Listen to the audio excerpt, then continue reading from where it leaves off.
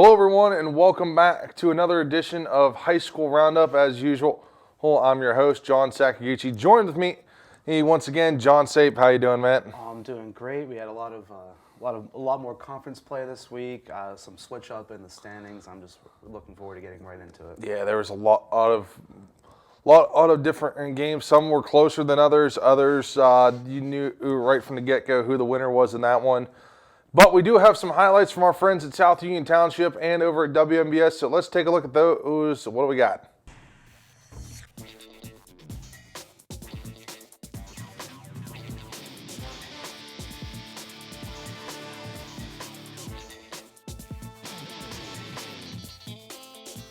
Working right to left as we describe it on a natural grass surface here at Memorial Stadium in downtown Latrobe. And Otto sends it on the ground here on the near side, picked up by Keandre at the 25-yard line, running off to the far side, trying to turn the corner at the 30, has the 40 now, 45-50 into Greater Latrobe territory, and finally run out of bounds right around the Latrobe. He's hard to bring down. So banana bunch out to the left, 3rd and 10 for the Mustangs from their own 49-yard line. Rod takes the snap again, has some time, pulls it down, looks to run, as the Latrobe 45-40, Rod a first down and more, the 35, and down to the 31-yard line. So Rod, twin receivers to each side. Tucker remains to Gallagher's left. They snap quickly. Rod hangs in the pocket, has time, nothing off to his right, rolls back to the left side, has a day and a half here. Now Rod in trouble trying to spin off a defender, and he's going to be pulled down here by Greater Latrobe's number 25, Alex Tatch. They're probably in field goal range. Correct. Rodney takes the snap, has some time, flushed out to the far side, a little stiff arm, throws on the run. Keandre open,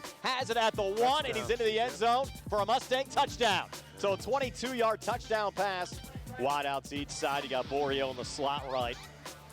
As Wetzel waits the snap, he has it. Handoff going back to Fulton here on the near side, and Fulton, little stiff arm into Mustang territory, still going. They can't bring him down as he drags Keandre all the way down to the 36. Sheddenfield this week, he basically knew they're going to give it to number 3 pretty much. Fulton has it again inside the 25-20. Fulton another first down, still going down the far sideline, and he'll be marked out of bounds or just inside the 15 in the game right behind him. Wetzel takes the snap. Again, going back to his workhorse back. Goes up the middle. Big hole here. Cut back at the 5. He's down, reaching for the goal line, and he's in. Touchdown, Greater Latrobe, Robert Fulton. Now 1st and 26 for Laurel Highlands from the 29. They need the Greater Latrobe 45 for a first down as Rod has some time again. Another flag on the play. He'll throw down the field, has a man, but it's likely coming back. Another hole.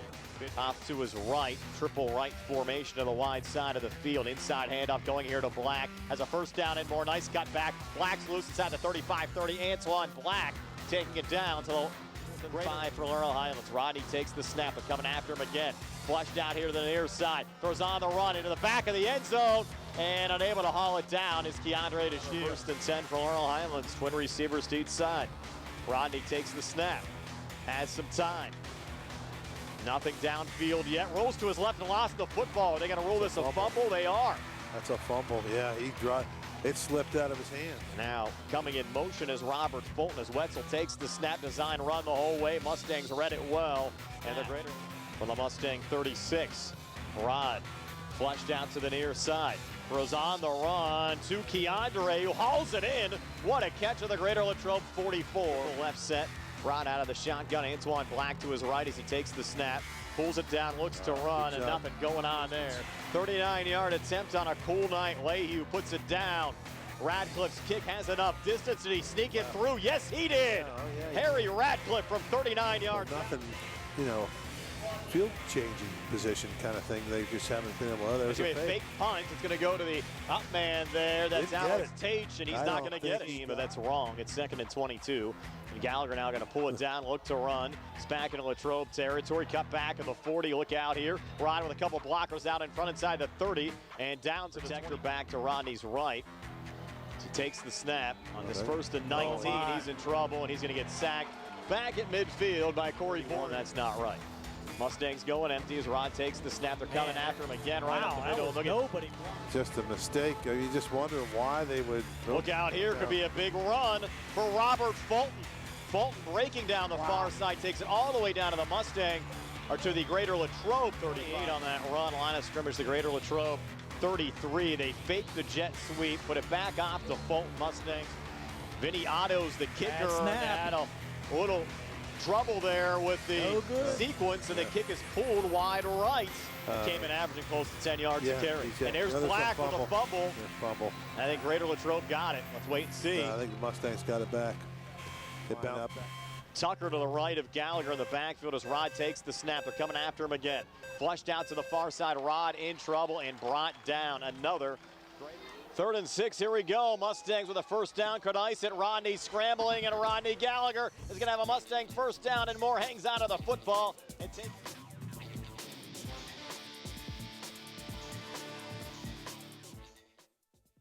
And there you have it, your final score, or Laurel Highlands 10, Greater Latrobe 7. Quite the close back and forth battle, but if you watch some of the highlights or if you got to see the full game, you know it was a whole different story. Like, if what it seemed, Rodney Gallagher and company, John, just couldn't really get anything going offensively, and when they did, they'd stall out just on the other side of the Latrobe 50. Yeah, I mean, that's just a tough game, like you said, and that always hurts whenever you know that your offense is good. You know that in the weeks past, like we've talked about the last couple weeks, their offense has been clicking, looking very good, very precise, and then it's just one of those games where, like you said, every time you finally get something going, you stall out, or penalties or anything like that, just stalls your possession out, and that's what keeps the game close. But Latrobe also put up a very good fight in this game as well. Yeah, and we saw all Latrobe in that second half with 3 second-half sacks. That defense just bull rushing that offensive line of Laurel Highlands. The Mustangs didn't seem to have an answer for it, and they're going to have to come up with something and quick, because they're going to have some difficult opponents coming up here in the next couple of weeks. I know. I don't think this week they do. I take that back. They do. They'll face off with the Jaguars of Thomas Jefferson. So they're going to have to get a quick turnaround on and have an answer for these linebackers they're going to rush. Yeah, and I mean, like we talked about before, they're such a good team. They're very well coached, so it's going to be something that they'll go over and practice all week. I'm sure they'll learn how to make the adjustments that they need to make to face off against Thomas Jefferson. Like you said, a very, very good opponent.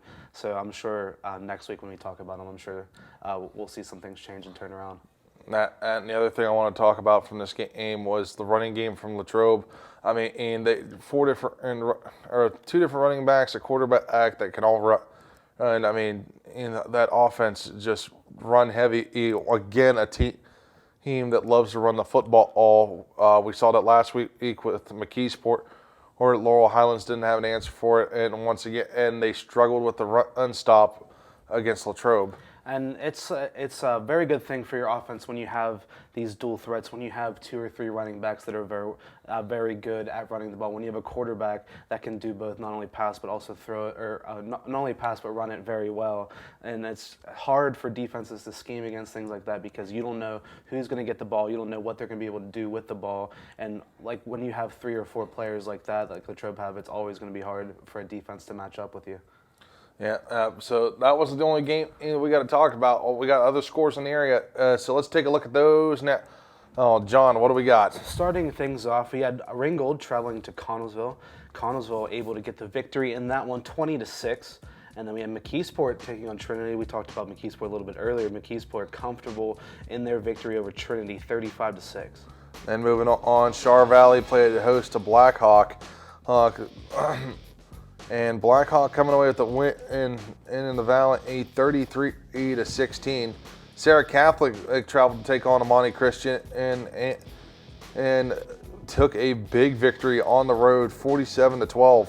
And like you talked about earlier, there were some games this week where you kind of just knew who was going to win coming into this one. This is one of them, Stowe Rocks and Keystone Oaks facing off. Stowe Rocks putting up 52 over Keystone Oaks, not able to get on the board, 52-0. Stowe Rocks able to get the win. And then McGuffey taking on Waynesburg. McGuffey having a great season so far, able to get the win in this one, 63-20. Yeah, those Raiders of Waynesburg surprising me a little bit as they are struggling as of late. But moving on here, Washington and taking on Brentwood. The Little Prixies of Washington coming away with a massive win, 62-7. And then Burgestown traveled to take on the Buccaneers of Chartiers Houston. And the Buccaneers, they sunk the battleship there as Burgestown wins that one 14-8. And then moving on, we had Fort Cherry traveling, taking on Our Lady of Sacred Heart. They were able to get the win in that one, 40-24. And then we had Greensburg Central Catholic taking on Springdale, and just no contest in there. Nice game, 69-6. Greensburg able to get the win. And moving on, a close one for Fraser this time. And at one point in time was leading in this game, but they fall to Riverview 18-6 in this one. Brentwood and West Green, no defense in this one. It was a back and forth affair. Here, Brentwood falls to West Green by the final score of 49-33. Hey, no defense in some games is some of the best games you can put out there. But moving on, we had Beth Center taking on Jefferson Morgan. The Rockets able to get the big win in that one, 28-14. And then one of the upsets of the weekend, I believe, California taking on Monessen. Monessen able to get a big win over the Trojans, 28-20. Then moving on the Maple Heaps of Mapletown, who's been surprising us all lately, coming away with a big win on this one, and by the final score, 42-0. And then AG, who traveled all the way into Garrett County, Maryland, and took on Allegheny High. Allegheny upsetting the visitors by the final score of 31-20.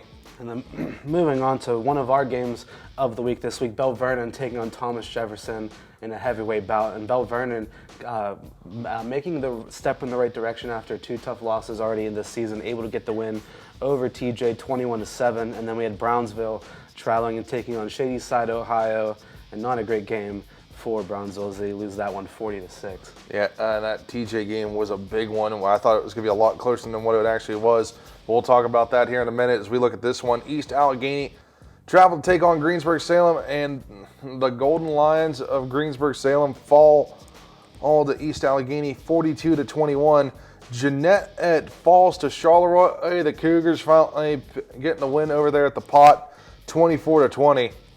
Oh, I bet our friend Peyton would be happy about that one. And a couple games that we don't really cover, but when you and I were looking at the schedule or the results from the games over on Friday, we saw a couple games in here that we thought were absolutely fantastic. This one, Peters Township taking on Upper St. Clair. Very close game against two very, very good schools. Upper St. Clair able to get the win in that one, 17-10. And then Mount Pleasant traveling and taking on Freeport. Freeport, comfortable victory in that one, 24-6. And then this was a close one as well. As we look Deer Lakes and Southmoreland, and looks like the score of a bad baseball game, if you ask me. Deer Lakes upsetting the Scotties with this one, 9-0 in their final score. And then Uniontown in a close one at home falls to Valley 20-13. And going back to those games that aren't really on our radar, but when we were looking at them, I was like, man, we have to put this in here. Brashear taking on Perry Traditional, a very close game there, 28-20. Perry Traditional able to get the win, and then we had North Allegheny taking on Central Catholic. Like you said, and it's going to be another interesting bad baseball game, and that one 7-3 is North Allegheny able to get the win. Yeah, and those are our scores from around the area, but John, there was a lot of good ones in there. I mean, 7-3, 28-20. We talked about Charleroi pulling off the victory, 24-20 in that game. And now that we're getting into conference play, you're going to start seeing a lot more close games, I think. And we're going to see a couple upsets like we did with Cal losing this week to Monessen. Yeah, I mean, so far the Trojans have looked unbelievable all year, playing off against tough opponents. I remember, I think it was like last week or the week before, they took on Carmichael's, and able to get a big win in that one. And then going into a game like Monessen, who on paper compared to California this season, just California is like above and beyond what Monessen has been so far. But Monessen, like you said, in these conference games, they get close, they get physical, teams play up to their opponents, and Monessen able to get a huge win over Cal. So, that's going to do it for this segment, folks. When we come back, we're going to take a look at the upcoming schedules for this week and the standings. And don't forget, we still have our pick'em games. So we'll be right back here on High School Roundup.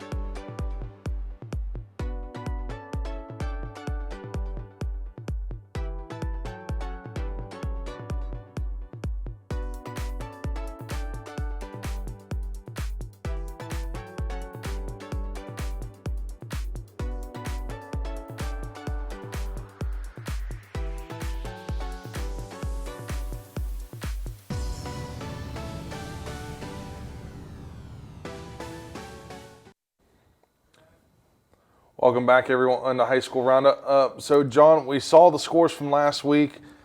We continued conference play this week and a lot of good matchups. So let's see what we got this week. Yeah, we'll just hop right into it. Starting off big with the 4A Big 7 Conference, 3 pretty good games. In this one, Latrobe is traveling and take on Trinity. We have Mckeesport doing very well this season, traveling and taking on Ringgold. And then one of our games of the week that we'll talk about a little bit later, Thomas Jefferson taking on Laurel Highlands.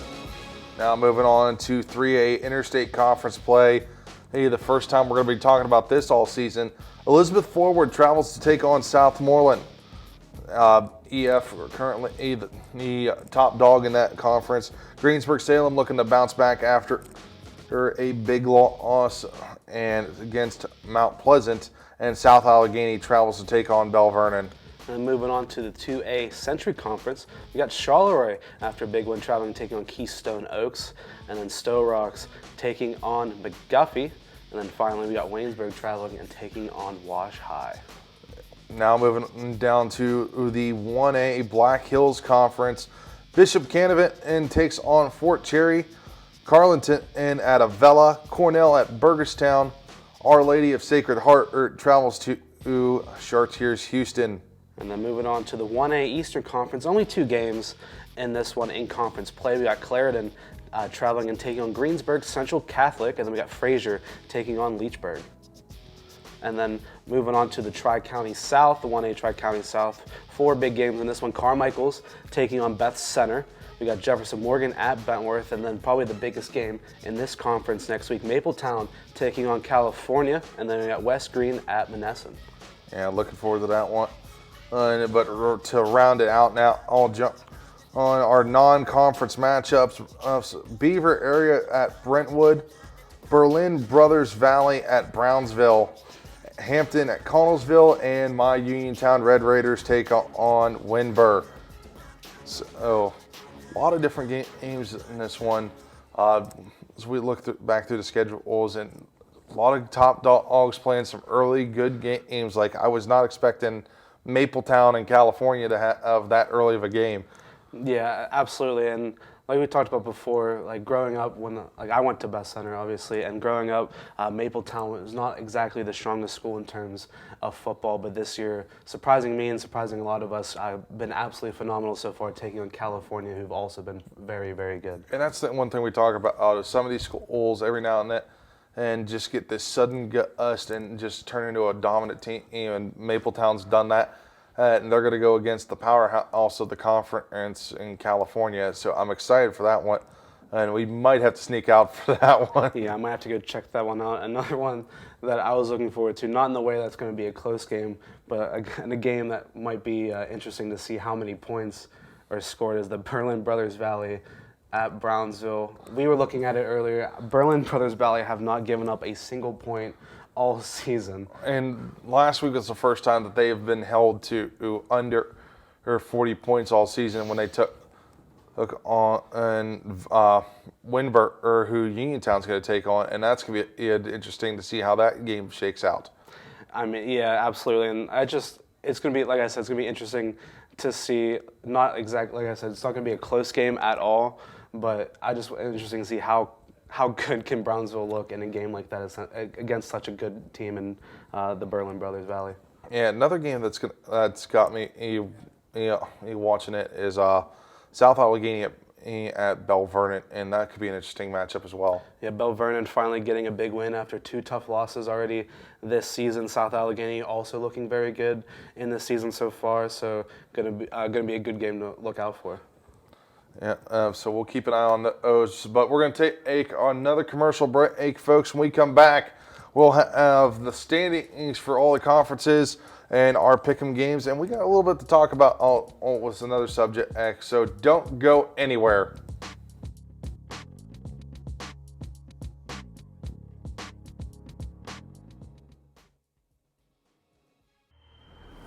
More attractions. More fear.